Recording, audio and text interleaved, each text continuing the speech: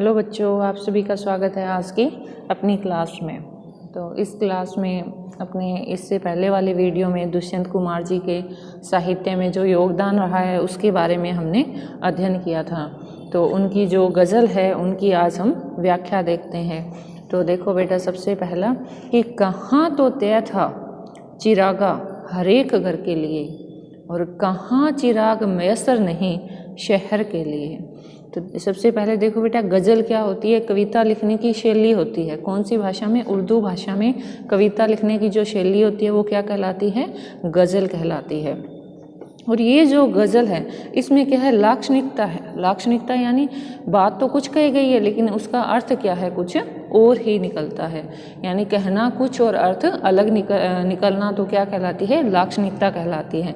तो ये जो गज़ल है वो कैसी है? लाक्षणिकता युक्त है, जिसमें जो बात कही गई है उससे थोड़ा सा हटके उसका अर्थ निकलता है।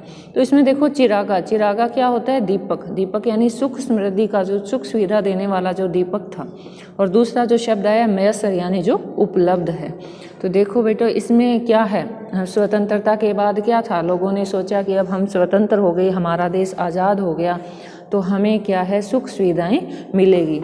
तो इसी बात को लिखते हैं गज़ल के रूप में कि कहाँ तो तय था चिरागा, यानी कहाँ तो ये हम तय था, ये मान लिया गया था कि हर घर में क्या है? सुख सुविधाएं दी जाएगी। और कहाँ चिराग मैसर नहीं, यानी कहाँ पर ये जो सुख सुविधा उपलब्ध ही नहीं है शहर के लिए। यानी बड़े स्तर पर देखें तो शहर के लिए जब ये सुविधा नहीं है तो प्रत्येक घर के लिए ऐसी सुविधा कैसे हो सकती है? अगर इसका दूसरा इस तरह से अर्थ देखें, स्वतंत्रता के बाद या चुनाव जीतने के बाद देखें कि किस तरह से चुनाव जीतने के बाद जो नेता लोग हैं वो क्या करते हैं? अपने वादों से मुकर जाते हैं। कहाँ तो वादा करते हैं कि हम प्रत्येक घर में ये देंगे या प्रत्येक घर को रोजगार देंगे, और बाद में क्या, शहर के विकास में भी उनका कोई योगदान नहीं होता। तो यानी ये कुशासन का भी इसमें जिक्र किया गया है कि किस तरह से जो नेता लोग हैं वो अपना कुशासन चलाते हैं। तो इसी क्रम में आगे देखते हैं कि यहाँ दरख्तों के साए में धूप लगती है, चलो यहाँ से चलें और उम्र भर के लिए। तो ये दरख्त क्या होते हैं कि बहुत पुराना जो पेड़ हो जाता है, जिसके टहनियाँ क्या है नीचे की तरफ झुक जाती है, वो क्या कहते हैं? बड़े पेड़ होते हैं। तो हम जब पेड़ शब्द आता है तो हम ये पेड़ शब्द से यही उम्मीद लगाते हैं कि हाँ बड़ा पेड़ होगा और वो सबको क्या है? छाया प्रदान करने वाला था। लेकिन इसमें जो कह रहा है वो ये कह रहा है कि ये जो बड़ा पेड़ है इसमें हमें जो इसकी जो छाया है वो हमें छाया प्रदान नहीं करता, उसमें भी हमें क्या है? धूप लगती है। चलो यहाँ से यानी जहाँ पर हमें छाया ही नहीं है वहाँ हम रहकर क्या करेंगे? अब हमें यहाँ से क्या है? चले जाना चाहिए। तो व्यक्ति को क्या है? जब सुख सुविधाएं नहीं मिलती, सुख सुविधा की जगह उन्हें क्या है? कष्ट मिलने लगता है, तो वो क्या है? वहाँ से पलायन कर जाते हैं, यानी वहाँ से चले जाते हैं। तो ऐसे स्थान पर रहने का फ़ायदा भी नहीं जहाँ पर क्या है? सुख सुविधा हो। तो यहाँ पर कवि क्या कहता है कि उन्हें कोई सुख तो है नहीं, इसलिए क्या है? वो यहाँ से पलायन करने की बात कर रहे हैं।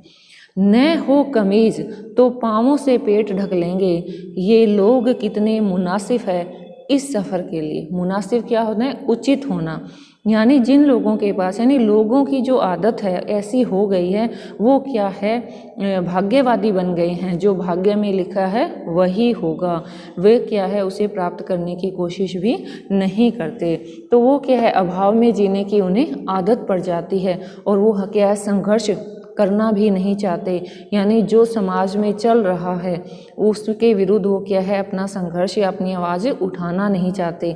इसलिए वो क्या कहते हैं कि न हो कमीज, यानी पहनने को अगर कमीज नहीं है तो अपने पाँव से ही क्या है? पेट को ढककर गुजारा कर लेंगे। तो ये लोग कितने मुनासिब हैं, यानी ये जो लोग हैं वो क्या है? इस सफ़र के लिए, जो ये कठिनाई से पूरा जीवन यात्रा है, ये सफ़र के लिए वो लोग उचित होते हैं। क्यों? क्योंकि वो क्या है? प्रशासन के खिलाफ या शासक के खिलाफ अपनी आवाज़ तो उठा नहीं सकते, और गरीबी और शोषण का शिकार होते रहते हैं, और अपने ही भाग्य को वो लोग कोसते रहते हैं। तो खुदा नहीं न सही आदमी का ख्वाब सही, कोई हसीन नज़ारा तो है नज़र के लिए। यानी खुदा नहीं, यानी जो ईश्वर की शक्ति है उस पर ही वो विश्वास करने लगते हैं। यानी जो भाग्यवादी लोग होते हैं वो क्या करते हैं, संघर्ष तो कर नहीं सकते, ना अपनी बात रख सकते हैं और ना अपने शासक के विरुद्ध जा सकते हैं, तो वो क्या करते हैं, पाप पुण्य पर ही विश्वास करने लग जाते हैं। ईश्वर की जो शक्ति है उसे क्या है, वो मानते हैं कि ये एक आदमी का ख्वाब है। यानी आदमी ऐसा सोचता है कि हाँ और कुछ नहीं तो भगवान तो क्या है, देख ही रहा है और भगवान उन्हें एक अच्छा भविष्य देगा।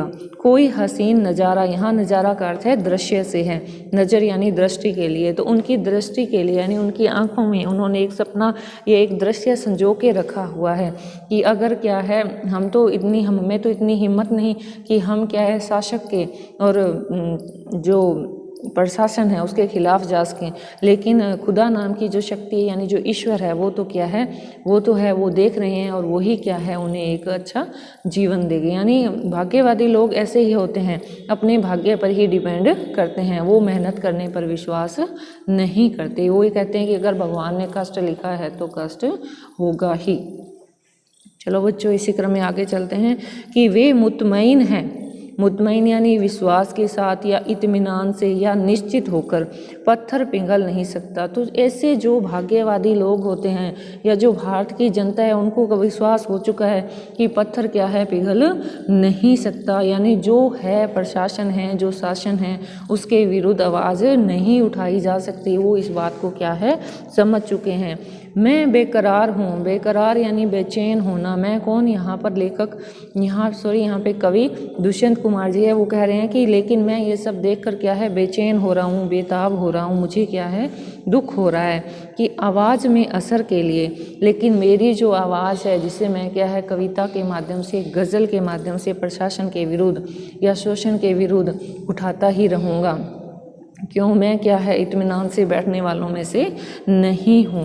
तो इस तरह इस जो गज़ल के अंतर्गत है यही कहा गया है कि हमें अपनी व्यवस्था में बदलाव करने के लिए आवाज़ उठानी ही पड़ेगी।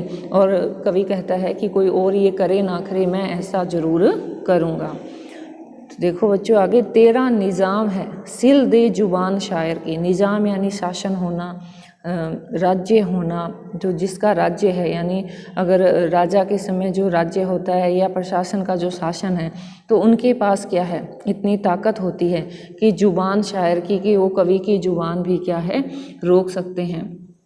लेकिन ऐसा नहीं होता। यहाँ कवि कहते हैं कि उसके शासन में या उसके राज्य में ऐसी पावर नहीं है कि वो एक कवि की जुबान को क्या है रोक सके या ख़त्म कर सके। ये एहतियात ज़रूरी है इस बहर के लिए।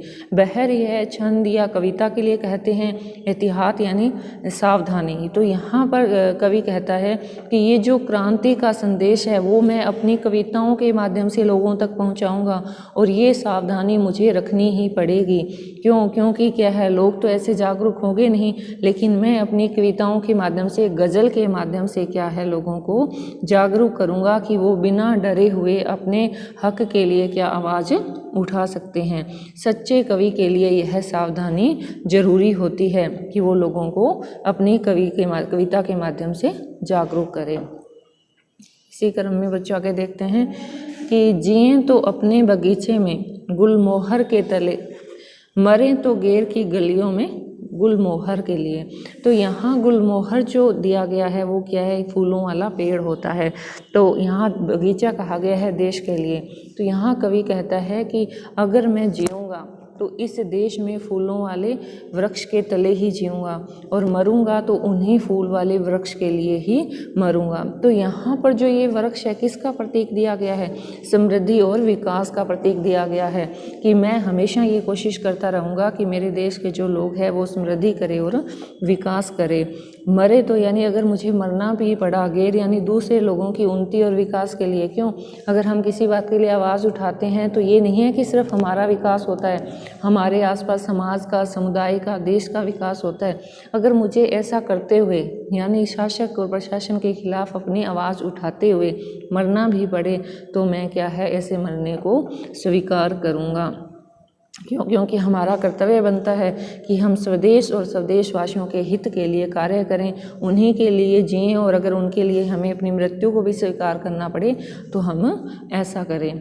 तो बच्चों सीधा सा इसका अर्थ देखें 2 पंक्ति में तो पूरी गज़ल का यही आ रहा है। इसमें लाक्षणिकता दिखाई गई है, प्रतीक दिए गए हैं, और अर्थ यही है कि जो कुशासन है या जो प्रशासन है जो जनता के हित में नहीं है तो उसके खिलाफ लोगों को क्या है, अपनी आवाज़ उठानी चाहिए, लोगों को जागरूक करना चाहिए, और खुद लोगों को भी अपने भाग्य के भरोसे नहीं बैठ के अपने प्रशासन या शासन के विरुद्ध आवाज़ उठानी चाहिए। तो ये बातें बच्चे कहीं ना कहीं आप सभी पे भी लागू होती है, क्योंकि आप सब क्या है, युवा, देश के युवा हैं, और आपको देश से बहुत सारी उम्मीदें हैं। तो आपको उनको पूरा करने के लिए आप अपने भाग्य पे नहीं बैठ सकते कि जो भाग्य में लिखा है तो मैं कुछ बन जाऊंगा, नहीं तो मैं क्या है खेती करूंगा या जो मजदूरी करूंगा। ऐसा नहीं होता। अगर आप मेहनत करते हैं तो आप अपने लक्ष्य को, किसी भी मुकाम को क्या है, प्राप्त कर सकते हैं।